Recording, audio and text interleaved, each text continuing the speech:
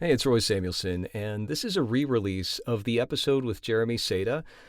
Accessibility Camp was last week. I had such a good time doing the keynote, and it's the first time I ever had ASL interpreters next to me signing for our deaf audience. So there was a lot of pretty powerful moments and packed in a ton of information in 42 minutes. But this isn't about me. This is about the person that put together that accessibility camp, Jeremy Seda. He has brought so much to digital accessibility, and this episode is a re-release.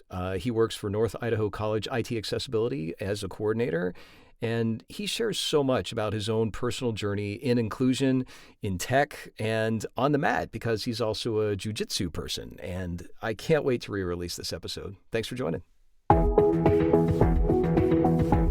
Welcome to the ADNA Presents. This is Roy Samuelson. Today we have Jeremy Seda. He is the IT Accessibility Coordinator at North Idaho College. With roots in web and media design going way back to 2004, he shifted his focus to IT accessibility in 2018. And outside of tech, Jeremy is a devoted family man and a second-degree professor of Brazilian Jiu-Jitsu. He sees strong parallels between his work and the sport, which I can't wait to talk about. Both require constant problem solving and a commitment to lifelong learning. At NIC, he's building on a foundation of universal design to advance accessibility in higher education across Idaho and now across our podcast. So thanks for joining us, Jeremy. Thank you, Roy. It's an honor and a privilege to be here. So I'm glad to finally have this come to fruition for us to be speaking together and talking about some of the passions that we both share. I can't wait to dive in. Let's do the traditional question, what you love about audio description. Well, let me ask you a question of the rhetorical variety. I'm curious, have you ever heard of somebody who doesn't like a good story or a good storyteller? And I feel like someone who is great at audio description is probably a kick-ass storyteller. And just the way I'm wired, like if you ask me a question, I tend to answer with a story.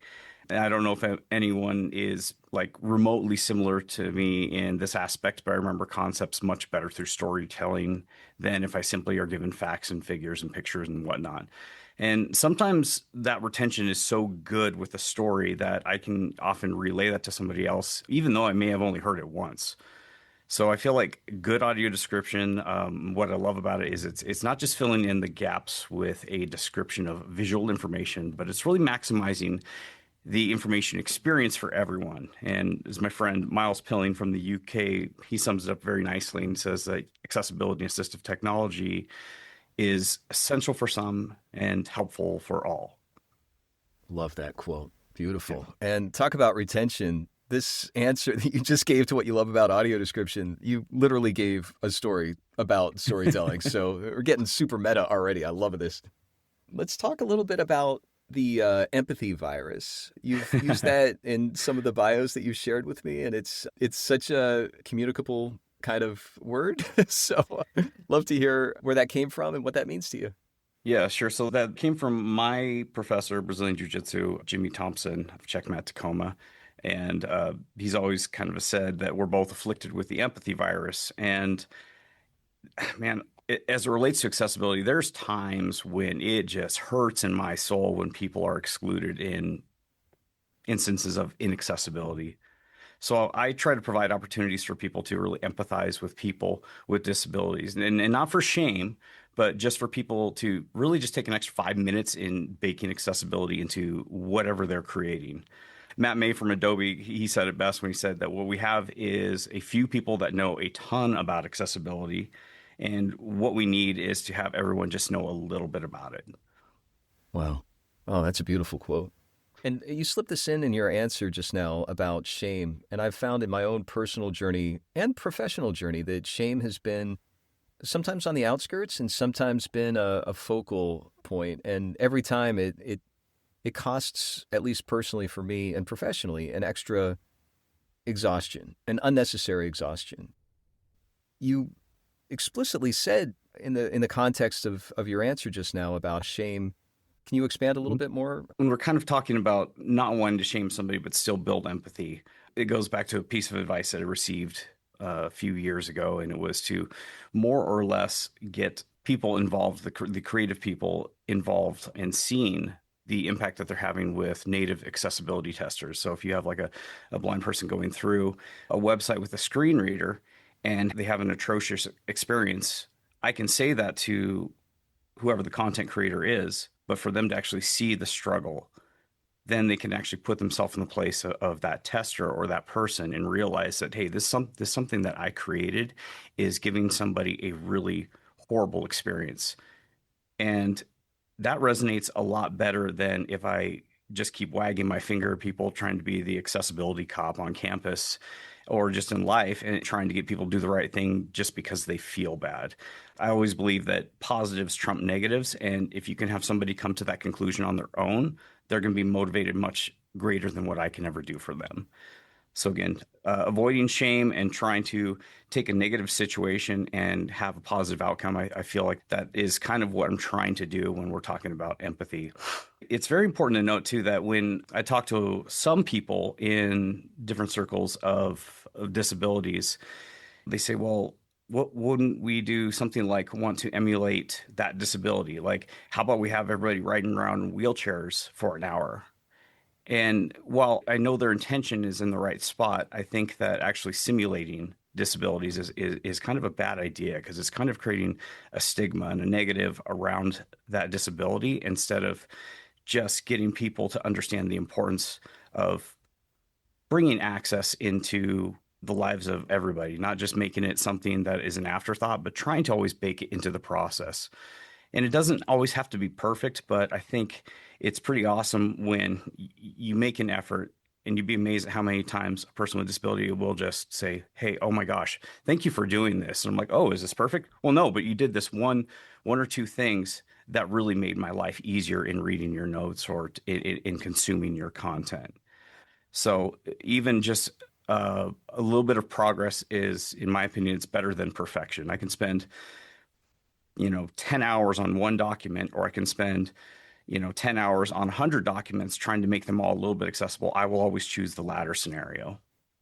Your passion is singing through all your answers here.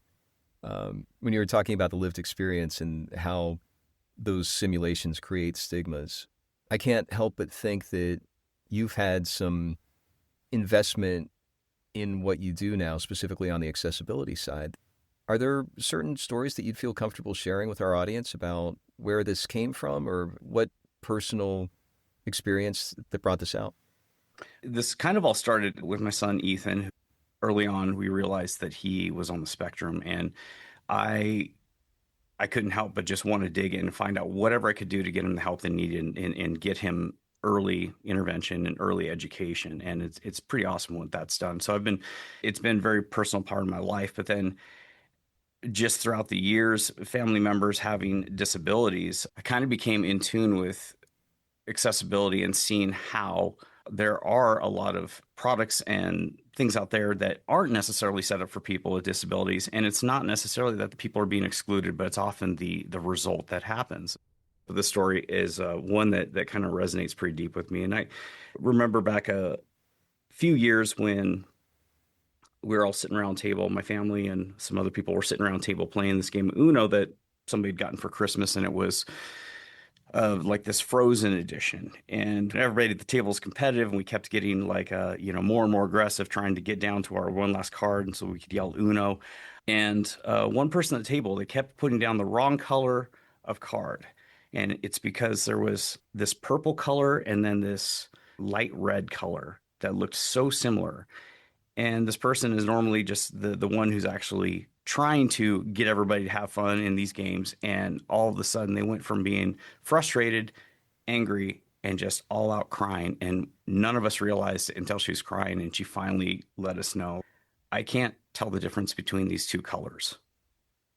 And I tell you what, that just as simple of an oversight as that was, it was such an important moment for me to realize, like, if there's not people out there trying to tell these companies to test their products with accessibility, this is what's going on all over the country, all over the world with people with companies' products, and they don't even know it. Going back to including native accessibility testers in the process, companies can avoid having that kind of bad situation happen to people. And of course, profits will usually ensue if they are actually taking a proactive approach with accessibility.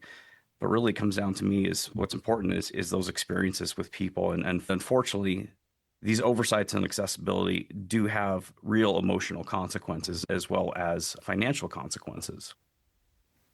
That's a beautiful answer. And what a inciting incident among many, I'm sure, when you were talking about the emotional cost to the game, not just to the person, but for the entire table.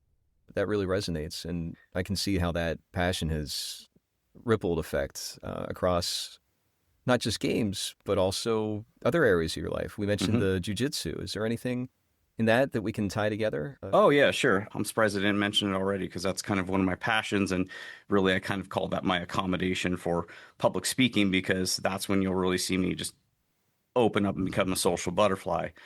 Anytime I do public speaking, I'll kind of get a show of hands and say, can anybody let me know if they don't know anything about jujitsu? And I'm always amazed. Half the room will raise their hands. And so I give the same description, and I didn't mean to do it for any other reason than it's funny. But I'll basically say it's kind of like you're doing involuntary yoga or you're folding laundry, but with somebody in it. And one of my good friends It's who's just blind, great. and one of my good friends who's blind, he just loves that. And he's like, he'll always say, oh, did you do any laundry folding with people in it this weekend? And it's like, you get it. That's cool. And I didn't even mean for it necessarily to be like a something that's like audio description of what jujitsu actually is very similar to, akin to, but it's something that most people can relate to is folding laundry. My kids can't, but most people can.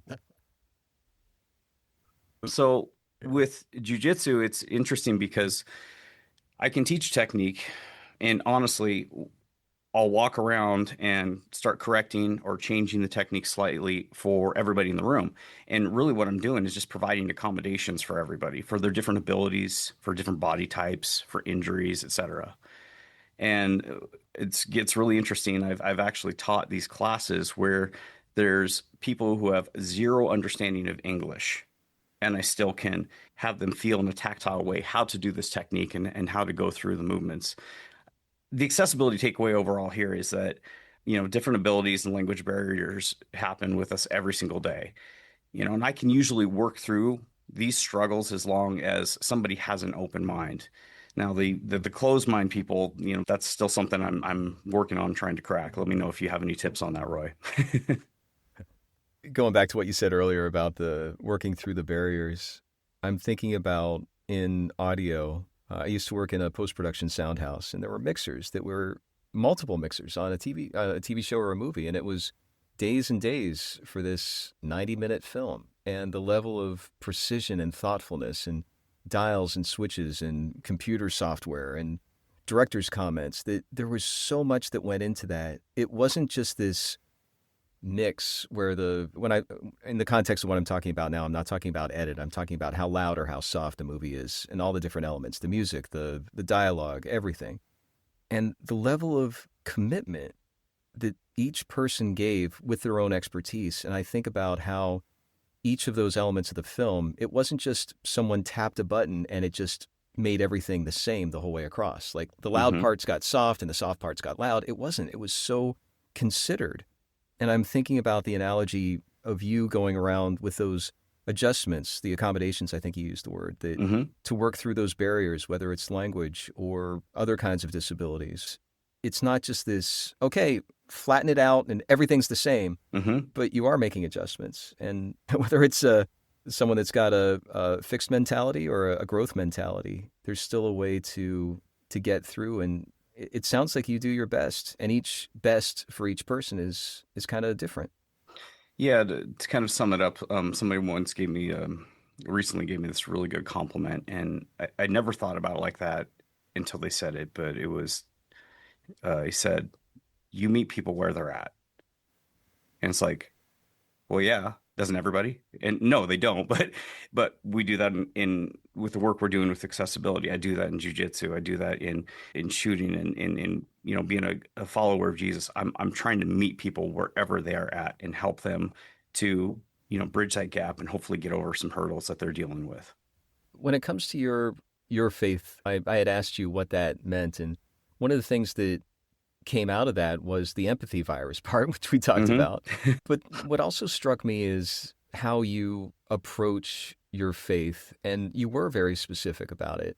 This is not a faith based podcast, but there were some interesting takeaways that relate to accessibility here. And I think you made it explicitly clear that you came from a place of, in my experience, the way you answered this question was humility and Hmm.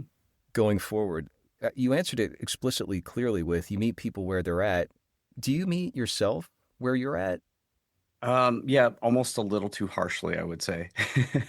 If I could kind of expand on that for a moment and say that as a follower of Jesus, I'm really trying to always remember every day that I need to live my life by God's two most important commandments: love God with all your heart, soul, and mind, and equally important, love your neighbors yourself. I mean, that's directly from Jesus. And he said that all God's commandments reside in those two. And so it's like, okay, I like that. I like the simplification of rules. Just because it's simple, though, doesn't mean it's easy. In fact, it's quite the opposite. And to your point, like the humility aspect of it is quite heavy. I have my wife, and as well as my wife Kristen, as well as many other people saying, "Why are you so hard on yourself?" And it's like, because of the potential I have to do better, to help more people. I could help 10 people in a day. I'm like, yeah, but why didn't I help 11? Why did I just stop with 10? And so, and people have even said, like, well, do you feel like you're a good Christian? I'm like, no, of course not. I'm a redeemed Christian. There's no such thing as a good Christian, because it implies that we are either good enough, we know it all, or we always walk the righteous road. And there's only been one person in history that's ever done that. To add some levity to it and some realism, I consider myself a terrible person who speaks sarcasm fluently. I love cognac. I constantly stumble, but I have faith in Jesus and aspire to put forth effort to be better every day. And I try to make that shine in every single thing I do, especially accessibility, since that's 8 hours or more of my day, Monday through Friday. And definitely on the weekends, it's hard for me to turn that off. I hear that. And that goes back to what you said earlier about the growth mindset that you are focused on, the same thing that if by you meeting yourself where you're at, you're able to continue that growth. And I can't help but think that if you're spending 8 hours every business day, plus weekends, plus all the training that you're doing outside of accessibility, that there's a lot of things that you've gained in your experience and your knowledge and your own education. I'm wondering about when you first started working in accessibility and now, as you look back, were there some times where you thought, oh, wow, I really thought accessibility was fill in the blank. And now I see that it's actually a little more nuanced. It's more this. If you were to fill in the blanks there and do a little Mad Lib for me to share, oh, the assumptions I had when I first started in accessibility and where I'm at now, maybe something that we haven't covered yet. Yeah, I still struggle with this to this day, where I mean, I think I started my journey in 2004. That's when there was a clear, definitive line in the road of like, oh, this is important. This is really, really important. I went to a session at the time. It was called Macromedia Max, their conference. Now it's Adobe Max. And there's this gentleman by the name of Bob Regan, who had the most compelling title for his session. And it was Flash Developers, which I was. Flash developers stop making people with disabilities' lives absolute and utter hell. And I'm like, well, it's a long title, but I'm kind of interested in what he has to say. And then I just realized, oh my gosh, I have just totally been screwing this up for people with disabilities. And from that point forward, whether it's web design, flash design, which ultimately went by the wayside, everything, document design, everything had this focus on people with disabilities. And so the thing I constantly struggle with, again, to this day, is yes, I may have created this document with headings, alt text, created descriptive links, made sure color contrast is there and whatnot, but this is not perfect. And I think that's kind of a paralyzing feature that a lot of people get into with accessibility. It's, again, going back to the progress over perfection. And I'm always chasing that perfection, but I also think that's why a lot of the stuff that I do seems like it's very well thought out. It's because I beat myself up to make sure it's as perfect as possible. And honestly, people tiptoe around criticism and they want to tell me like, hey, can I have you a recommendation? I'm like, give me every recommendation, be as blunt as you can, because I want this perfect. And the only way I'm going to get perfect is if you take off the filters and tell me exactly your experience so that I can fix it for the next time. That's something hard for people to do, but I believe in, like Jocko Willink says, extreme ownership and extreme accountability. I absolutely am addicted to that, and I always want to be better than I was yesterday. So limiting this to accessibility, I would say that helping to organize and speaking at the American University of Beirut's ABLE Summit in 2019 was definitely, yeah, that was like career and life changing in so many ways. To start off with, I expected a hard no to come from about four people on whether or not I could go, but God kept opening doors. So I'm like, I think I'm supposed to do this. And, most notably, the CIO of North Idaho College, his name's Ken Wardynski. I took this to him and I kind of said, you said my first day, Ken, that we need to get this national recognition of accessibility. Well, what if I went international and then we kind of worked back from there? And he kind of sighs, rolls his eyes, looks up at the ceiling, stops typing, doing what he's doing, and I'm like, that's a bad sign. He just says, "Why do you have to be so damn good at your job?" And I'm like, "Is that a yes?" And it's fine, but I have to take it up the chain. And a few days later, it was that hard question came back with yeses all the way up. And then, of course, my doubt was, are you sure you talked to everybody? I'm like asking the CIO if he talked to everybody, and he's been here for way longer than I have. But to me, I took that as a sign that my trip was anointed and blessed, but I had no idea how right I was to think that. So my friend Maha Zoehead, who organizes the summit, and it's ABLE stands for Accessibility for a Bolder Learning Experience. It helped move accessibility forward really for the entire country of Lebanon. And it was nice for me to be able to be a very small contributing part to that grassroots effort. And it really made me actually appreciate the laws that the United States and Canada that we have in supporting access. In Lebanon, they're actually starting with the higher ed institutions and a lot of the advocacy groups and trying to get the government to move that way. So it is very, very cool to see the contrast that and really made me appreciate the laws that we have here supporting accessibility. I also should say that Maha was one of the people who got me linked up with a lot of my good friends and awesome people in the industries.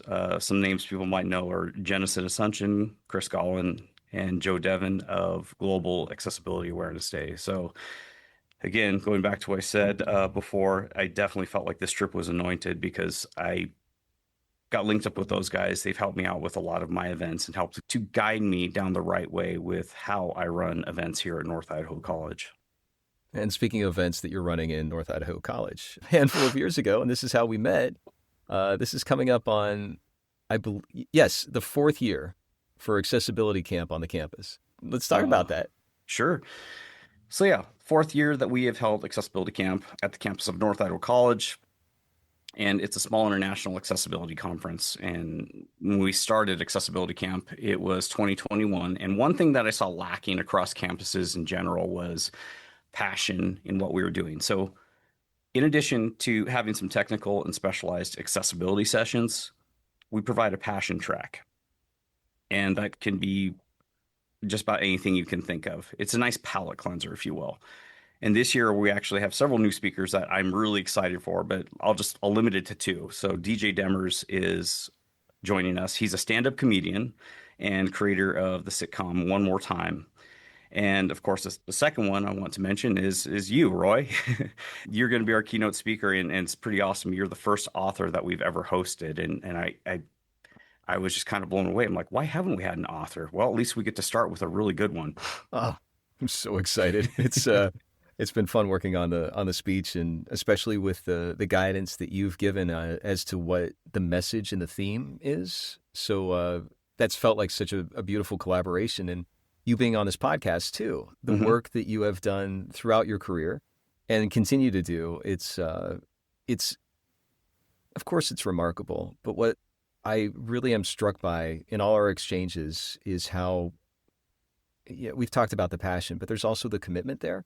And I Hmm. can't help but think that, with all your life experience, whether it's learning Flash or doing the human laundry with Jiu-Jitsu, that there is that sense of I'm using commitment, but I think there's a more specific word. Maybe there's something that's coming to you, but there's Maybe this passion? No. it's passion. It's definitely passion. Absolutely, the passion's there. There's something about the consistency. I think is another word I'm looking for. That you keep showing up, and the way you show up, Mhm. it supports that growth mindset. And from jumping internationally to uh, uh, when you were a part of the Lebanon project, that conference, I can see how those relationships just keep nurturing, and it's the rising tide lifts all ships. Yeah, and there's a quote that one of my students gave me once, and it just it's an uncomfortable question until you get to the answer, but part of the process is asking the question and pausing. And I love doing this at my conferences and anytime I present and I say, well, what's the best ability?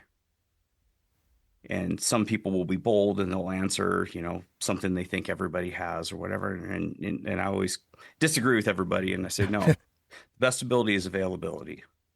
Mm, Every single one of us can be available, and not just for accessibility, for our family, for our friends. Availability is the best ability. And that's what I've always felt before that person even shared that quote with me. It's just like, I just need to show up. And, biblically speaking, I let my yeses be yeses and noes be noes. I'm not going to be lukewarm. If Roy, if you said, hey, do you want to hang out? And I said, no, I can't.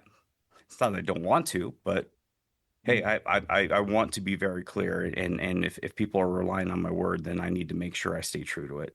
I love So to that. kind of mention, if people are interested in attending accessibility camp, we do have registration open until July 9th at 12 p.m. when we're going to cut it off.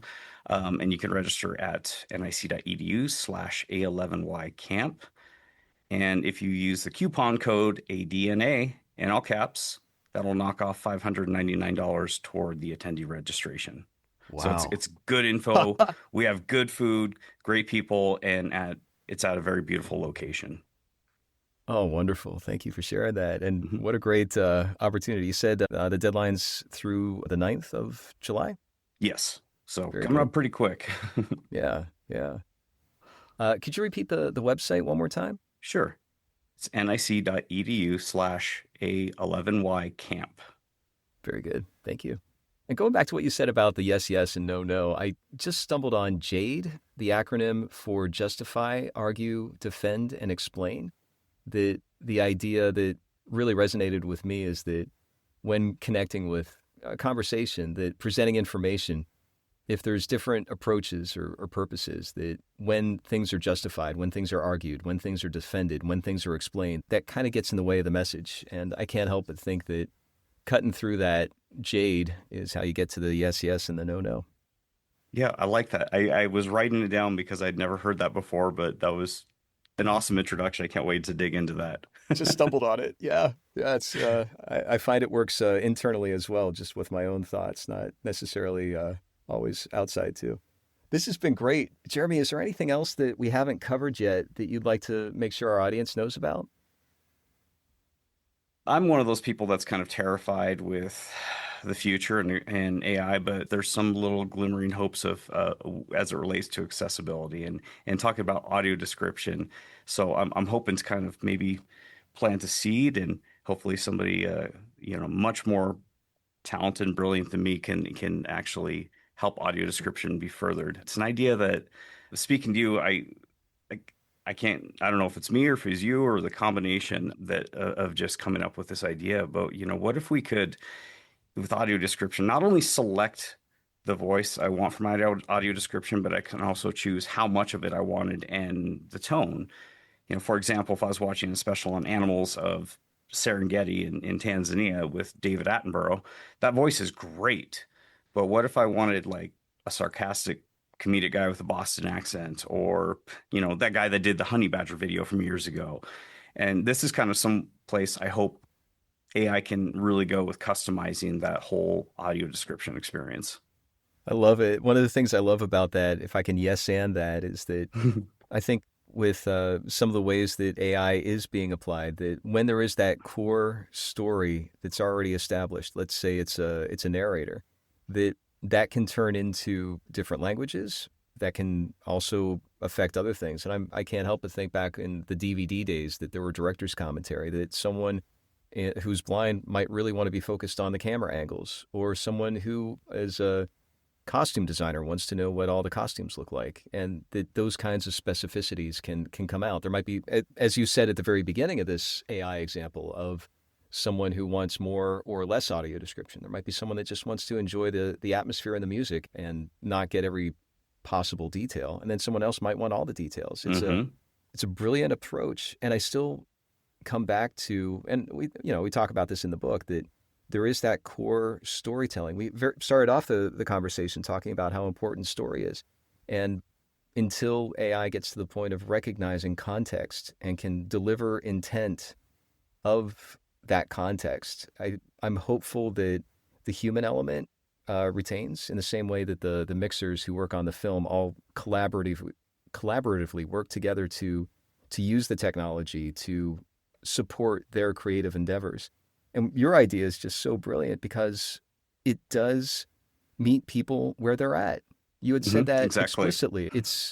There's not one audio description that fits all. Audio descriptions are like shoe sizes, Jeremy. I really like that. I'm using that. Oh, God. It's, what, what have I done? We'll poke some holes in it. Anything else, Jeremy? No, I'm very grateful for the time to spend with you, Roy. I look forward to catching up a little bit more in person at Accessibility Camp. And if anybody wants to reach out to me with comments or even just very blunt criticisms, go for it. My email is jeremy.seta, that's SEDA, at nic.edu. Thanks so much, Jeremy.